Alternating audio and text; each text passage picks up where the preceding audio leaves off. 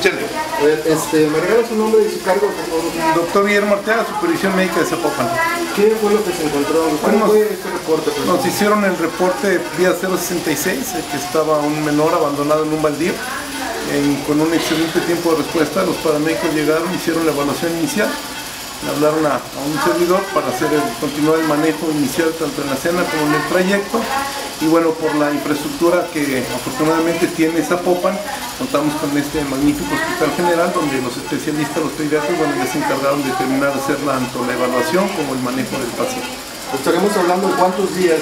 No, aproximadamente le estaban calculando unas 2 o 3 horas de nacimiento de que lo recogimos a que lo trajimos ahorita para acá. ¿En qué condiciones lo encontramos? Lo encontramos en unas condiciones algo insalubres, de hecho el bebé pues se considera contaminado y bueno, se tiene que dar un manejo importante pues con antibióticos y el aseo que amerita. Y bueno, ya que una vez que los vecinos también nos ayudaron ahí en el lugar a limpiarlo y poner una cobija un poquito más decente, ya aquí en el hospital, bueno, el grupo de profesionistas que tenemos, bueno, ya está terminando de hacer el manejo conducente. ¿Cómo se encuentra el estado de salud? Nos reportan los pediatras que está en muy buen estado de salud. De todas formas, ahorita estamos esperando los resultados del laboratorio que se hacen pues para también saber su tipo de sangre y ver las condiciones generales del niño, pero aparentemente no hay ningún problema con él, se encuentra sano.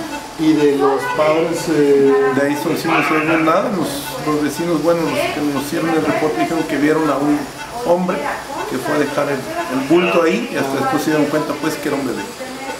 ¿Son rasguños o lo que traen ahora? No, ese es un rash normal que sale en la piel porque están haciendo y por el frío al que estuvo expuesto ahorita, pero ya está en mejores condiciones.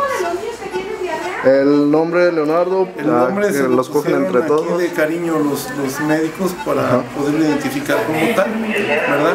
La idea fue del enfermero, creo que le toca a ese santo el día de hoy. ¿Qué